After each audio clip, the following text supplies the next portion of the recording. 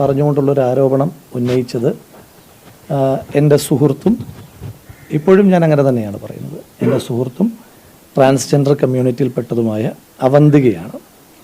അവന്തിക അങ്ങനത്തെ ആരോപണം ഉന്നയിക്കുമ്പോൾ എനിക്ക് നിങ്ങളോട് പറയാനായിട്ടുള്ളത്, ഓഗസ്റ്റ് മാസം 1-ാം തീയതി വൈകുന്നേരം 8:24 ഇത് ഒരു ചാറ്റാണ്. ഓഗസ്റ്റ് മാസം 1-ാം തീയതി രാത്രിയിൽ 8:24 അവന്തിക എന്നെ ഫോണിൽ വിളിക്കുന്നു. അത് ഞാൻ കാണിക്കാം. അവന്തിക എന്നെ ഫോണിൽ വിളിക്കുന്നു. അവന്തിക എന്നെ ഫോണിൽ വിളിച്ചിട്ട് എന്നോട് പറയുന്നു, ഇപ്പം എന്നെ ഒരു റിപ്പോർട്ടർ വിളിച്ചിരുന്നു. ആ റിപ്പോർട്ടർ വിളിച്ചിട്ട് പിന്നെ ചേട്ടനെതിരായിട്ട് എന്തെങ്കിലും പരാതി ഉണ്ടോ, എന്തെങ്കിലും മോശമായ അനുഭവമുണ്ടോ എന്ന് ചോദിച്ചു. അപ്പോൾ അങ്ങനൊരു ആരോപണ പരിസരമോ ഒന്നും ഇല്ലാത്തൊരു സമയമാണ്. എന്നുവെച്ചാൽ അവന്തികയുമായി ബന്ധപ്പെട്ട് എന്തെങ്കിലും ഒരു കാര്യം കേൾക്കാത്തൊരു സമയമാണ്. സമൂഹ മാധ്യമത്തിലൂടെ CPM മറ്റൊരു പ്രചണ്ഡമായ പ്രചരണം നടത്തിക്കൊണ്ടിരിക്കുന്ന ഒരു സമയം കൂടിയായിരുന്നു സമൂഹ മാധ്യമങ്ങളിലൂടെ, വാലും തലയും ഇല്ലാതെ. അപ്പം ഞാനും ചോദിച്ചു, അവന്തിക അങ്ങനെ ഒരു ആരോപണം വരുന്നതെന്ന് ചോദിച്ചു. അപ്പം ഞാനതിന് മറുപടി കൊടുത്തിട്ടുണ്ട്. അപ്പം അതെന്തോ ചേട്ടനെ കൊടുക്കാൻ വേണ്ടിയിട്ടുള്ളൊരു ശ്രമമായിട്ട് എനിക്ക് തോന്നി, അതുകൊണ്ടാണ് ചേട്ടനെ വിളിച്ച് പറഞ്ഞതെന്ന് പറഞ്ഞു. ഞാൻ അങ്ങോട്ട് വിളിച്ചതല്ല, ഇങ്ങോട്ട് വിളിച്ച കോളാണ്. അപ്പോൾ അതിനുശേഷം ആ കോൾ കട്ട് ചെയ്യുമ്പോൾ തന്നെ ഞാൻ പറഞ്ഞു, അപ്പോൾ എന്നോട് പറഞ്ഞു ഞാനത് വോയിസ് റെക്കോർഡ് ചെയ്ത് വെച്ചിട്ടുണ്ടെന്ന് പറഞ്ഞു. അവന്തിക തന്നെ എന്നോട് പറഞ്ഞു ഞാൻ ആ കോൾ റെക്കോർഡ് ചെയ്ത് വെച്ചിട്ടുണ്ടെന്ന് പറഞ്ഞു. അപ്പോൾ ഞാൻ ചോദിച്ചു എനിക്കത് അയച്ചു തരുമെന്ന് ചോദിച്ചു. അപ്പം ഞാനത് കോൾ കട്ട് ചെയ്തതിന് ശേഷം നിങ്ങൾക്ക് കാണാം, സെൻഡ് ഇറ്റ് പ്ലീസ് എന്ന് പറഞ്ഞിട്ട് ഞാൻ മെസ്സേജ് അയക്കുന്നു. Send it please. അതായത് ഇങ്ങനത്തെ കോൾ വരുന്നതിനെ പറ്റി എനിക്കൊരു ധാരണ ഉണ്ടാക്കാൻ കഴിയില്ലല്ലോ. അപ്പം വെയിറ്റ് എന്ന് പറഞ്ഞു. അന്നേരം തന്നെ ഞാൻ അവരോട് ചോദിക്കുന്നുണ്ട്, ക്യാൻ ഐ ആസ്ക് ദം, ഈ വിളിച്ച റിപ്പോർട്ടറോട് എനിക്ക് ചോദിക്കാൻ കഴിയുമോ എന്ന് ചോദിച്ചു. Okay sure. അപ്പം വാട്ട് ടൈം, കോളിനെ പറ്റിയിട്ടാണ് കേൾക്കുന്നത്, വാട്ട് ടൈം. അന്നേരം പറഞ്ഞു ജസ്റ്റ് നൗ. അപ്പം ഞാൻ വീണ്ടും ചോദിക്കുന്നു, can I call that reporter? Yes. എന്നിട്ട് ഇനി ഞാൻ ശബ്ദം കേൾപ്പിക്കാം. ആരാണ് പറഞ്ഞത്? ചേട്ടൻ ന്യൂസ് 18-ലെ റിപ്പോർട്ടറാന്നല്ലേ പറഞ്ഞ. അപ്പൊ അത് സംസാരിക്കും. നിങ്ങളിങ്ങനെ എല്ലാം മറച്ചു വെച്ച് സംസാരിക്കുന്ന ആവശ്യമില്ലല്ലോ. ഞാൻ കാര്യം പറയാം. ഞാൻ പറയുന്നത് ശ്രദ്ധിച്ച് കേൾക്കുക. അപ്പൊ എന്നോട് പറഞ്ഞ ആളെ എനിക്ക് ആളുടെ പേര് ഇപ്പം ഞാൻ ചിലപ്പോ അടുത്ത ഒരു few minutes കഴിഞ്ഞിട്ട് പറയാം. പക്ഷെ ഇപ്പം ഞാൻ പറയുന്ന കാര്യം ഉള്ളതാണോ ഇല്ലയെന്ന് പറയാ, ഇല്ലെങ്കിൽ വിട്ടേക്കുക.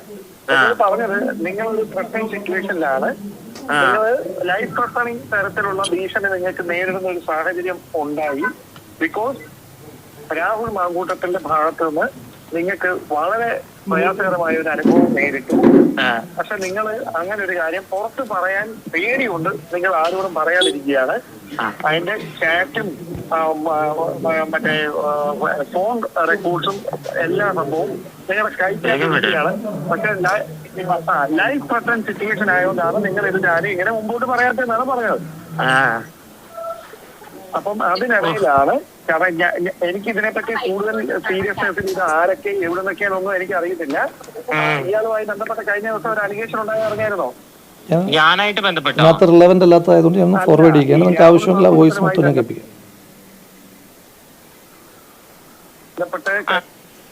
പോലീസിലായിട്ട് കംപ്ലൈന്റ് പോകാനും അല്ലാതെ എന്റെ പാർട്ടി വഴി കംപ്ലൈന്റ് പോകാനും എല്ലാ അവസരങ്ങളും സമൂഹത്തിലല്ലേ നമ്മൾ ജീവിക്കുന്നത്.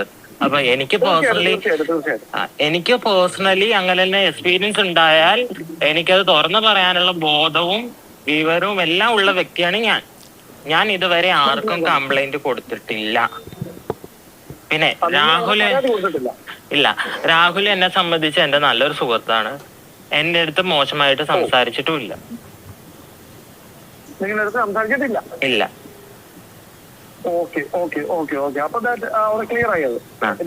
ആരാ ഈ പരാതി പറഞ്ഞതാരാണ്?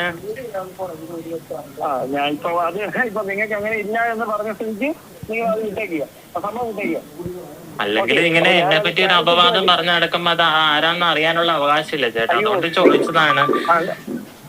നിങ്ങളെ മോശമായിട്ടൊന്നും അല്ല കേട്ടോ പറഞ്ഞത്. മോശമല്ലെങ്കിൽ കേരളത്തിലൊരു MLA പാലക്കാട് MLA ആണ്. ആ MLA ആയിട്ട് എനിക്ക് ബാഡ് എക്സ്പീരിയൻസ് ഉണ്ടെന്ന് പറഞ്ഞാൽ അതൊരു മോശപ്പെട്ട കാര്യം തന്നെയല്ലേ? ഇല്ലേ?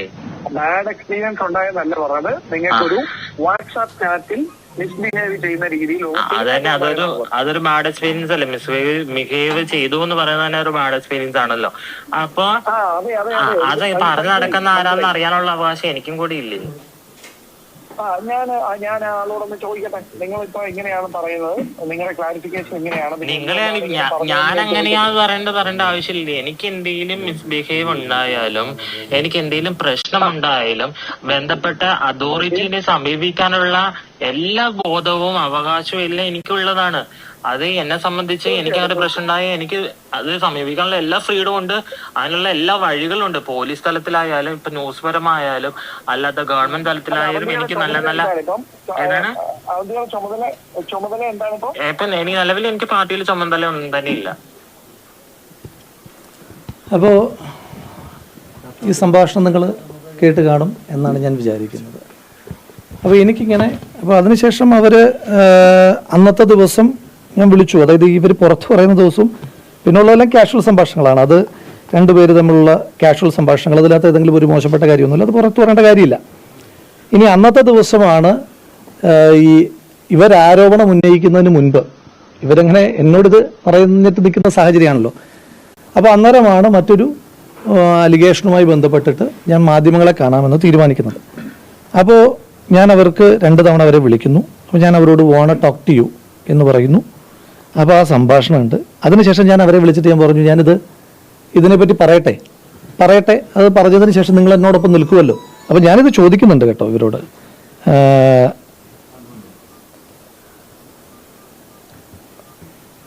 അതായത് സംഭാഷണമാണല്ലോ. You will stand with me for justice in this issue no എന്നുള്ളതാണ് എന്ന് ഓഗസ്റ്റ് മാസം 1-ാം തീയതി ഞാൻ പറയുന്ന സംഭാഷണം. ഒരു കാര്യം എനിക്ക് പറയാനായിട്ടുള്ളത്, ഇപ്പോൾ അവർ പിന്നീട് പറഞ്ഞത് ലൈഫ് ത്രെട്ടനിങ് സിറ്റുവേഷൻ ആണെന്നാണ്. ഈ ലൈഫ് ത്രെട്ടനിങ് സിറ്റുവേഷൻ ആണെന്ന് അങ്ങോട്ട് ആ റിപ്പോർട്ടാണ് പറഞ്ഞു കൊടുക്കുന്നത്. നിങ്ങളത് കേട്ടു. അങ്ങനെ ലൈഫ് ത്രെട്ടനിങ് സിറ്റുവേഷനിൽ നിൽക്കുന്ന ഒരാളായിരുന്നു അവരെങ്കിൽ, അങ്ങനെയുള്ള ഒരാളായിരുന്നെങ്കിൽ അവരിപ്പോഴും പുറത്ത് പറയില്ലായിരുന്നു. പോട്ടെ, അത് അവർക്ക് ഇഷ്ടമുള്ളപ്പോൾ പുറത്ത് പറയാമെന്ന് വിചാരിക്കാം. പക്ഷേ ആ റിപ്പോർട്ടർ വിളിക്കുമ്പം അത് അവരെന്നെ അറിയിക്കേണ്ട കാര്യമില്ലല്ലോ. ആ റിപ്പോർട്ടർ വിളിക്കുന്ന കാര്യം എന്നെ അറിയിച്ചു എന്നുള്ളത് വരെ ഇരിക്കട്ടെ. ആ റെക്കോർഡിങ് അവർ തന്നെ എനിക്ക് അയച്ചു തരുമോ? നിങ്ങളുടെ ഒരു യുക്തിയിൽ ഇപ്പം നിങ്ങൾ നടത്തിക്കൊണ്ടിരിക്കുന്ന വിചാരണകൾക്കിടയിൽ നമ്മുടെ രാജ്യത്ത് ഇപ്പം ഞാൻ വലിയ ഒഫൻഡറായിട്ടാണല്ലോ ഇപ്പം മാധ്യമങ്ങൾ ചിത്രീകരിക്കപ്പെടുന്നത്. അക്കാലത്ത് ഇനി നിങ്ങളുടെ വാദം അങ്ങനെ തന്നെ നിലനിർത്തിക്കൊണ്ട് തന്നെ പറയട്ടെ, ഈ രാജ്യത്തെ ഏറ്റവും വലിയ കുറ്റവാളിക്ക് പോലും നമ്മുടെ രാജ്യത്തിൻ്റെ നിയമ സംവിധാനം കൊടുക്കുന്നൊരു ഒരു അവസ്ഥയുണ്ടല്ലോ, അയാളെ കൂടി കേൾക്കുക എന്നുള്ളത്. അപ്പോൾ ഞാൻ ചോദിക്കുന്നത്, ലൈഫ് ത്രെട്ടനിങ് സിറ്റുവേഷനിൽ നിൽക്കുന്ന ഒരാൾ എന്നെ ഇങ്ങോട്ട് വിളിച്ചിട്ട്, അപ്പം ലൈഫ് ത്രെട്ടനിങ് സിറ്റുവേഷനിൽ നിൽക്കുന്ന ഒരാൾ സ്വാഭാവികമായിട്ട് എൻ്റെ തകർച്ചയായിരിക്കണമല്ലോ ആഗ്രഹിക്കുന്നത്. ആ ആഗ്രഹിക്കുന്ന ആൾ എന്തിനായിരിക്കും അന്ന് രാത്രിയിൽ ഇതിൻ്റെ ഒരു പരിസരവും ഇല്ലാത്തൊരു സമയത്ത് എന്നെ ഇങ്ങോട്ട് വിളിച്ച് ഈ വിവരം പറഞ്ഞത്? എന്തിനായിരിക്കും എനിക്ക് അവർ ഈ കോൾ റെക്കോർഡിങ് അയച്ചു തന്നത്? ഇനിയും അതും ഇപ്പോൾ പരിശീലിപ്പിക്കുന്ന പോലെ അവർക്ക് ആർക്ക് വേണമെങ്കിലും പരിശീലിപ്പിക്കാം. അത്തരം കാര്യങ്ങൾക്കൊന്നും ഞാൻ കൂടുതലായിട്ട് മറുപടി പറയാൻ ആഗ്രഹിക്കുന്നില്ല. ഞാൻ അവരെ ഏതെങ്കിലും തരത്തിൽ ഞാൻ കുറ്റപ്പെടുത്തുന്നില്ല. ഞാൻ അതുകൊണ്ടാണല്ലോ പറഞ്ഞത്, ഞാൻ അവരെൻ്റെ സുഹൃത്താണ്. അപ്പോൾ നിങ്ങളിൽ പലരും എൻ്റെ സുഹൃത്തുക്കളാണ്. എൻ്റെ സുഹൃത്തുക്കളായ നിങ്ങളിൽ പലരും ഇപ്പോൾ സ്വാഭാവികമായിട്ട് നിങ്ങളുടെ ഉത്തരവാദിത്വത്തിൻ്റെ ഭാഗമായി നിങ്ങളുടേതായ ജോലികൾ ചെയ്യുമ്പോൾ എനിക്ക് അതിൻ്റെ പേരിൽ നിങ്ങളെ തള്ളി പറയേണ്ട കാര്യമില്ലല്ലോ. അപ്പം നിങ്ങളിപ്പോൾ എനിക്കെതിരായി വാർത്ത കൊടുക്കുന്നതിൻ്റെ പേരിൽ നിങ്ങൾക്കെതിരായിട്ട് ഞാൻ പറയേണ്ടുന്ന കാര്യമില്ലല്ലോ. അപ്പോൾ അതുപോലെ തന്നെ ഇപ്പോൾ അവർ പറഞ്ഞു എന്നതിൻ്റെ പേരിൽ ഞാൻ തള്ളി പറയാനൊന്നും ഈ നിമിഷം നിൽക്കുന്നില്ല. പക്ഷേ ഈ വാർത്തകളുടെ വലിയ പേമാരിയുടെ കാലത്ത് ഇത്തരം ചില സംഭവങ്ങൾ നടക്കുന്നുണ്ട്. അത് ഇന്ന് നടന്നതല്ല, ഓഗസ്റ്റ് മാസം 1-ാം തീയതി നടന്നതാണ്. അതുകൂടി എനിക്ക് നിങ്ങളോട് പറയണമെന്ന് തോന്നി. അതുകൊണ്ടാണ് നമ്മൾ ഇപ്പോൾ നിങ്ങളെല്ലാവരെയും കാണാനായിട്ട് തീരുമാനിച്ചത്. ഇനിയും എനിക്ക് പറയാനുള്ള കാര്യങ്ങൾ, ജനങ്ങളോട് പറയാനായിട്ടുള്ള കാര്യങ്ങൾ, മറ്റ് കാര്യങ്ങൾ, ഒരുപാട് കാര്യങ്ങളെ പറ്റിയിട്ട് എനിക്ക് ജനങ്ങളോട് പറയാനായിട്ടുണ്ട്. അത് നിങ്ങൾ സ്വാഭാവികമായിട്ടും വാർത്തകളൊക്കെ ചെയ്യുന്ന സമയത്ത് എൻ്റെ ഭാഗം കൂടി, അത് ഈ രാജ്യത്തെ ഏതൊരു പൗരനുമുള്ള അടിസ്ഥാനപരമായ അവകാശമാണ്, അയാളുടെ ഭാഗം കൂടി കേൾക്കുക എന്നുള്ളത്. ആ കേൾക്കാനുള്ള മനസ്സ് നിങ്ങൾ തുടർന്നും കാണിക്കും എന്ന് തന്നെയാണ് ഞാൻ പ്രതീക്ഷിക്കുന്നത്. ബാക്കിയുള്ള കാര്യങ്ങൾക്കും ബാക്കിയുള്ള ദിവസങ്ങളിൽ തന്നെ മറുപടി പറയാം. Thank you. കാൾ റെക്കോർഡുമായി ബന്ധപ്പെട്ട്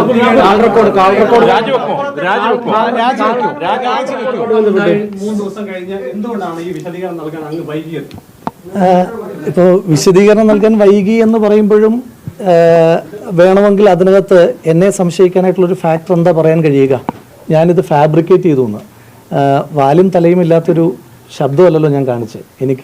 ഞാനൊരു ചാറ്റ് നിങ്ങളെ ലൈവായി കാണിക്കുകയാണ്. നിങ്ങൾക്ക് ആർക്കെങ്കിലും സംശയം ഉണ്ടെങ്കിൽ നിങ്ങൾക്കത് നേരിട്ട് വെരിഫൈ ചെയ്യാം. ഞാനൊരു ചാറ്റ്, ആ ആളുടെ ചാറ്റ്, ഇനി ഞാൻ ആ ആളുടെ നമ്പർ ഉൾപ്പെടെ കാണിക്കാത്തത്, പബ്ലിക്കിന് മുന്നിൽ കാണിക്കാത്തത് അത് അയാളുടെ സ്വകാര്യതയെ മാനിച്ചിട്ടാണ്. നിങ്ങൾ ആർക്കെങ്കിലും അത്തരത്തിൽ സംശയം ഉണ്ടെങ്കിൽ എന്നോടൊപ്പം വന്നാൽ ഞാൻ സ്വകാര്യമായിട്ട് നിങ്ങളെ അത് കാണിച്ച് അത് അവരുടെ നമ്പർ തന്നെയാണോ എന്ന് ബോധ്യപ്പെടുത്തും. അപ്പോൾ അതായത് ഞാൻ ഫാബ്രിക്കേറ്റ് ചെയ്തൊരു സാധനമല്ല. പിന്നെ എന്തുകൊണ്ട് പറയാൻ വൈകിയെന്ന് ചോദിച്ചാൽ, സ്വാഭാവികമായിട്ടും മനുഷ്യന്മാരല്ലേ, സ്വാഭാവികമായിട്ടും മനുഷ്യന്മാരും ഇത്തരം സാഹചര്യങ്ങളിലൂടെ പോകുമ്പോൾ ഉണ്ടാകുന്ന കാര്യങ്ങൾ ഉണ്ടല്ലോ. അപ്പോൾ അതൊക്കെ ഉണ്ടെന്ന് കൂട്ടിക്കൂ. അതിൻ്റെ നിങ്ങളൊക്കെ ആരോപിക്കുന്ന പോലെ നിങ്ങൾക്ക് പലരും ഞാൻ വലിയ ഒഫൻഡർ ആണെന്നൊക്കെ പറയുന്നു. അത് കോടതിയും നിയമങ്ങളുമാണ് ഞാൻ ഒഫൻഡർ ആണോ അല്ലയോ എന്ന് പറയേണ്ടത്. പക്ഷേ എങ്കിൽ മനുഷ്യന്മാരാണെങ്കിലും എനിക്കും എൻ്റേതായിട്ടുള്ള ഫീലിങ്സും ഇമോഷൻസും ഒക്കെ ഉണ്ട് എന്നാണ് ഞാൻ വിചാരിക്കുന്നത്. ഒരു കാര്യം കൂടി പറയാൻ ആഗ്രഹിക്കുന്നത്, ഞാൻ എൻ്റെ പാർട്ടിയെ പ്രതിരോധത്തിലാക്കാൻ ആഗ്രഹിച്ച ഒരാളല്ല. പാർട്ടി പ്രവർത്തകർക്ക് അങ്ങനെ ചെയ്യേണ്ടി വരുന്നതിനകത്ത് അവർക്ക് ഞാൻ ചിലതൊക്കെ കാണുമ്പോൾ അവർക്ക് പ്രതിരോധിക്കേണ്ടി വരികയാണ്. ഞാൻ ഈ പാർട്ടി ഒരുപാട് പ്രതിരോധിച്ച ഒരാളാണ്. ഈ പാർട്ടി ഒരുപാട് പ്രതിരോധിച്ച ഒരാൾക്ക് വേണ്ടിയിട്ട് അങ്ങനെ പ്രതിരോധം തീർക്കുന്ന പ്രവർത്തകരോട് എനിക്ക് ആകെ പറയാനായിട്ടുള്ളത്, ഞാൻ കാരണം ഒരു പ്രയാസം അവർക്കുണ്ടാകുന്നതിനകത്ത് ഞാൻ അവരോട് ക്ഷമ ചോദിക്കുന്നു. ഞാൻ കാരണം ഇപ്പോൾ എന്നെ ഒരുപാട് സ്നേഹിച്ച മനുഷ്യന്മാർ ഒരുപാട് പേർ എന്നെ വിളിക്കുന്നുണ്ട്. ഈ ദിവസങ്ങളൊന്നും എൻ്റെ ഫോണിന് വിശ്രമമില്ല, പല ഫോണുകളും എനിക്ക് എടുക്കാൻ കഴിയുന്നില്ല. അപ്പോൾ ഒരുപാട് ആളുകൾ പിന്തുണയ്ക്കുന്നുണ്ട്, ഒരുപാട് ആളുകൾ കുറ്റപ്പെടുത്തുന്നുണ്ട്, ചില ആളുകൾ നിശിതമായി വിമർശിക്കുന്നുണ്ട്, ചില ആളുകൾ സങ്കടപ്പെടുന്നുണ്ട്. അത്തരം ഒരു സാഹചര്യത്തിനൊക്കെ എനിക്ക് ആളുകളോടെല്ലാം അങ്ങനൊരു സാഹചര്യം ഉണ്ടായതിനകത്ത് എനിക്ക് അവരോട് മാപ്പ് ചോദിക്കാൻ മാത്രമേ ഈ നിമിഷത്തിൽ കഴിയുകയുള്ളൂ. ബാക്കിയുള്ള കാര്യങ്ങളെല്ലാം എനിക്ക് നിങ്ങൾ വഴി ജനങ്ങളോട്, ജനകീയ കോടതിയിൽ പറയേണ്ട കാര്യങ്ങൾ നിങ്ങൾ വഴി ജനകീയ കോടതിയിലും, അതിനപ്പുറം എന്തെങ്കിലും കാര്യങ്ങളുണ്ടെങ്കിൽ നീതിന്യായ കോടതിയിലൂടെയും ഞാനത്